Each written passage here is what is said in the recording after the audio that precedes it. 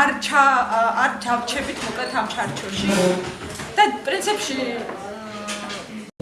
ჩვენი ლექცია ტარდება პროგრამის ფარგლებში, რომელსაც ქვია სეშინია ფემინიზმის საქართველოში და ეს ლექციები სხვადასხვა თემაზე ტარდება სხვადასხვა რეგიონში საქართველოში.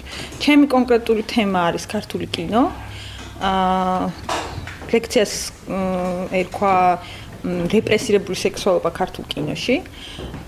და ვეცადე მესაუბრა გენდერულ რეპრეზენტაციაზე, ქალთა და მამაკაცთა სახეების რეპრეზენტაციაზე ქართულ საბჭოთა კინოში ძირითადად.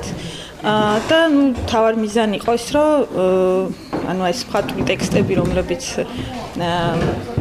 ყველასთვის ცნობილია და ეს ყველასთვის საყვარელი ფილმებია, რაღაცნაირად კრიტიკულად დაგვენახა და კრიტიკულად გადაგვეაზრებინა. თქვენ თავი წარმოგვიდგინეთ სტატუსს სახელმწიფო. მე ვარ თამთა თათარაშვილი, კინომცოდნე, გენდერის მკვლევარი. დღეს გრძელდება ჰაინრიხ ბიოლის ფონდის პროექტი სახელწოდებით სეშინია ფემინიზმის საქართველოში. ეს არის რიგით უკვე მეოთხე ლექცია. დღეს ლექცია შეეხება უკვე თემას გენდერი და სექსუალობა ქართულ კინოში.